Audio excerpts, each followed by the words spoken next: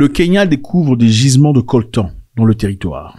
Le coltan est une matière très importante pour le développement et l'industrie électronique. Qu'est-ce que cela veut dire pour la population kenyane? Quels en sont les avantages? Tout à l'heure. Justin Trudeau, Premier ministre canadien, est sous le feu de la justice. Une cour canadienne vient de le reprocher de ses actions faites en 2022 contre la population. Trudeau, qui apparemment n'écoute que Trudeau, a mis une grande partie de la population sous une prison à ciel ouvert. Quelles en sont les conséquences finales? Voyant-on venir finalement une belle opportunité pour le bouter hors de son office? Les plantes qui se parlent. Les amis, les scientifiques viennent de découvrir que les plantes s'adressaient la parole les unes aux autres. Très impressionnant. Quelle est leur façon de communiquer les unes aux autres? Certainement pas à travers la parole comme les humains. On le découvre tout à l'heure. Alors, le Kenya, voici la carte. Un lieu très intéressant, un pays abondamment riche de culture, de connaissances, d'amitié des personnes. Un pays que je viens de redécouvrir encore une fois il y a très peu, dans un voyage effréné, dans un objectif passionnant. J'y ai passé la nuit du 31 décembre. C'est un endroit où je rentrerai immanquablement.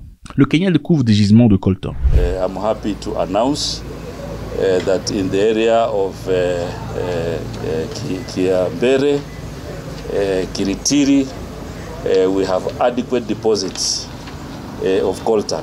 Pourquoi c'est important? Le coltan est une matière très importante en 2024. Le coltan est nécessaire pour la création des batteries. Vous avez un téléphone, vous avez une radio, vous avez une voiture électrique, vous avez besoin de coltan. Le coltan est très important. Jusque-là, la République démocratique du Congo, le pays de Kofi Olomide, de Lumumba et certaines autres personnes intéressantes, était connu comme le plus grand producteur de coltan. On estime que 70% de coltan mondial vient de la RDC. Chose qui devrait se convertir pour le Congolais à une bénédiction évidente, mettant ainsi chaque population dans les conditions les plus améliorées sur le plan financier et social. Malheureusement, c'est tout le contraire qui arrive. Le Congo est un pays pauvre, parmi les pays les plus pauvres du monde, dont la majorité de la population vit sous le seuil de la pauvreté. Et aussi, statistiquement parlant, le pays le plus riche du monde, en parlant de ses matières souterraines. Cette même matière souterraine qui aujourd'hui apparemment est une malédiction pour cette population.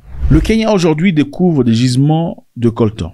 Avec inspection, la population est très contente parce que cela naturellement pourrait dire que c'est une opportunité d'embauche pour beaucoup de personnes, pour ceux qui cherchent de l'emploi, et aussi une opportunité d'améliorer cette partie du pays. On a trouvé 6 counties, c'est-à-dire 6 provinces, à travers lesquelles on pourrait extraire du coltan. Cela veut dire que le Kenya très bientôt sera aussi à mesure d'exporter son coltan dans le marché international. Et avec un peu de connaissance et de justesse, cela pourrait améliorer la vie des Kenyans de chaque jour.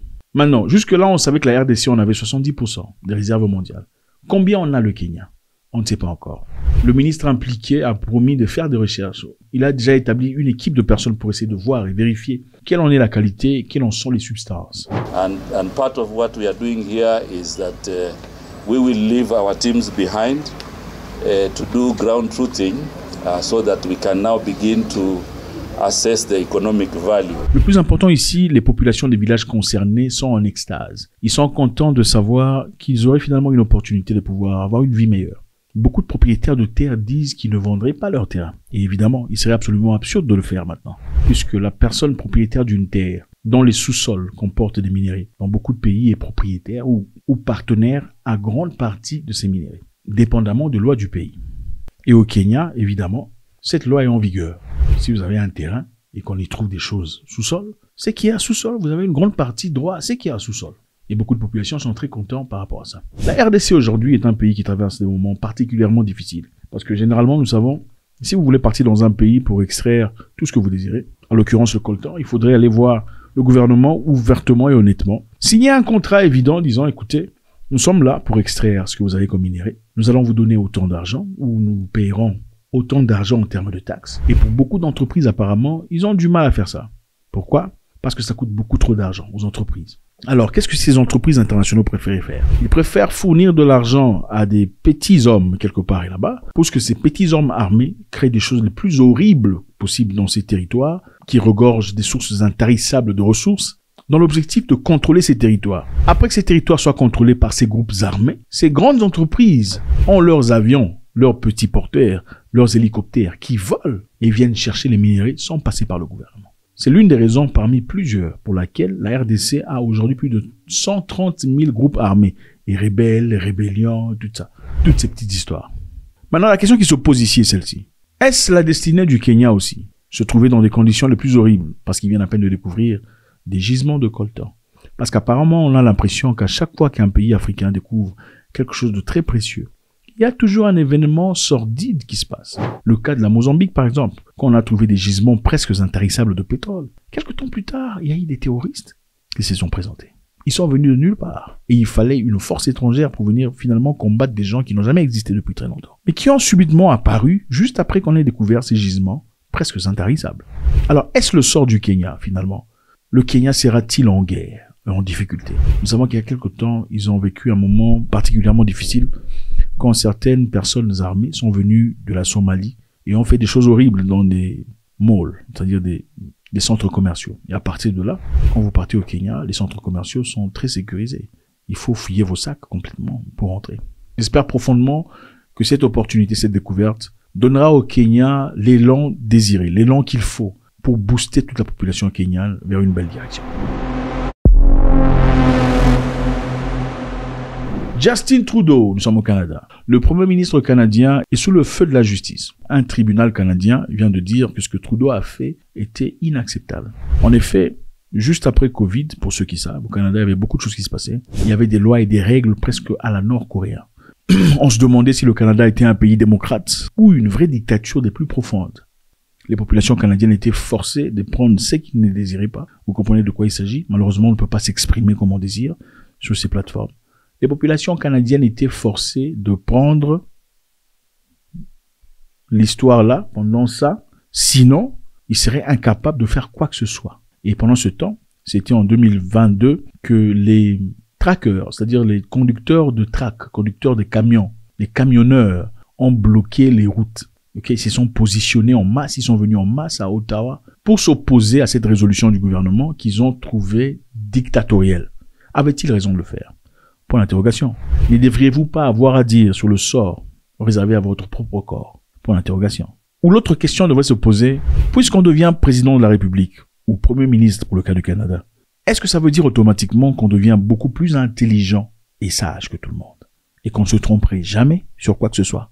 Point d'interrogation. Après que les trackers et les camionneurs aient bloqué les routes dans l'objectif de se faire entendre, c'est ce qu'ils désiraient. Ils voulaient pas être ignorés. Ils sont, après tout, pas des bambins, pas des enfants. Ils sont adultes. Ils avaient bien droit à une réponse et de l'attention venant du gouvernement. Une attention qui ne leur avait pas été attribuée à ce moment. Qu'est-ce que Justin Trudeau a préféré faire? Il a envoyé la police, les hommes armés, pour brutalement arrêter les camionneurs. Certains ont été battus, ils ont été poussés de force et ont vu leurs droits bafoués. En effet, ce qui se passait à l'époque, c'est que on a même bloqué les comptes bancaires des gens. Okay? Pas plus qu'on n'arrive pas à vous faire ce qu'on veut que vous fassiez, on va bloquer votre compte bancaire. On a bloqué les comptes bancaires des gens. On a bloqué les comptes bancaires. On a bloqué les comptes PayPal. On a bloqué les cartes de crédit. On a bloqué les GoFunding. Vous savez, GoFunding, c'est quand vous demandez de mettre de l'argent ensemble, hein, pour quelqu'un. On peut faire un GoFunding. Ils ont bloqué les GoFunding des gens. Donc, beaucoup de personnes sont devenues pauvres directement. Voilà pourquoi on vous dit qu'il est important d'avoir le cash. Le cash est important. Le cash, c'est le vrai argent. On ne peut pas vous ravir votre cash, à moins qu'on ait assez de force pour vous battre, pour le prendre. Donc, toutes ces personnes, ces go-trackers, tous ces camionneurs, se sont retrouvés pauvres. Ils étaient en incapacité de transacter, ils pouvaient pas acheter à manger. Même leurs enfants étaient directement devenus pauvres. Et Justin Trudeau a dit ça, il le dit parce que c'est lui qui décide. Aujourd'hui, on remplit 2 de nos principaux engagements.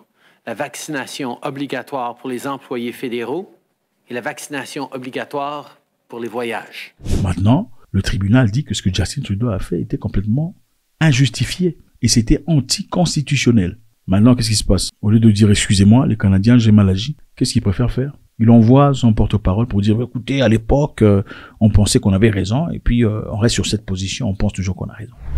We were convinced at the time, I was convinced at the time, it was the right thing to do.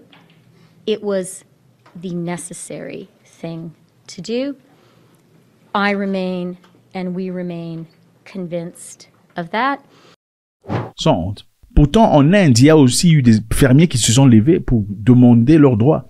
En Inde, il y avait des difficultés. Justin Trudeau, comme il a beaucoup de choses à dire, il avait des commentaires à faire sur l'Inde, disant « Ah, pourquoi le gouvernement indien est en train de maltraiter ces gens ?» Mais lui-même a fait le contraire. Pourtant, en Inde, on a arrêté de maltraiter les fermiers.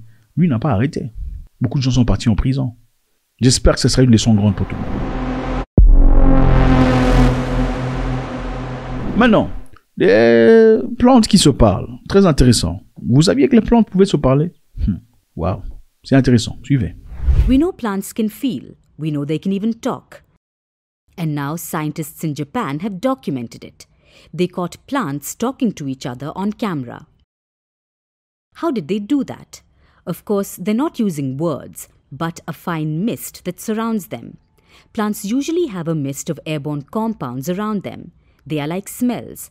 Plants use them to communicate, like using it to warn of danger nearby. Bon, maintenant les plantes, c'est pas, les plantes sentent des sentiments, ils ont des émotions, tout le bazar. Qu'est-ce qu'on dirait des, comment vous les appelez, des végétariens qui disent qu'il faut pas tuer les animaux, ou enfin, il faut pas manger la viande parce que les animaux ont aussi des sentiments. Bon, maintenant, la plante aussi a des sentiments, qu'est-ce qu'il faut faire? Il faut pas manger, il faut rester comme ça, ou comment? The communication was captured between two sets of plants. One had caterpillars feeding on it, the other was untouched. The injured plant sent signals to the undamaged neighbors. The signals were detected by a biosensor. It carried calcium ions, something even humans use for signaling. These compounds infiltrate the healthy plant's tissues. That plant then activates its defenses. So basically, plants sense danger. They send signals, they warn each other, and they activate their defense mechanism. Doesn't sound much different from humans, and it's not. Humans have words to express themselves. Plants have smells, and they have a wide variety of them. It's like their language. Vous savez, dans la vie, les amis, on n'a pas tout compris. Et je pense que c'est notre orgueil d'humain. Penser avoir tout compris. Penser avoir été assez intelligent pour comprendre la science ou la vie. Nul ne comprend. D'ailleurs, on dit l'être humain voit à peine une petite partie de la réalité. Le chien voit beaucoup plus que l'humain. Donc, nous ne comprenons pas ce que c'est la vie. Je pense qu'il est nécessaire de garder un bon niveau d'humilité. Le Kenya découvre le coltan, très intéressant pour eux. Bravo au Kenya, j'espère que ce sera une bonne direction. Justin Trudeau finalement remis à sa place, il se comporte comme un dieu. On lui a rappelé qu'il n'en était pas. Les plantes se parlent mutuellement. What's next? God bless.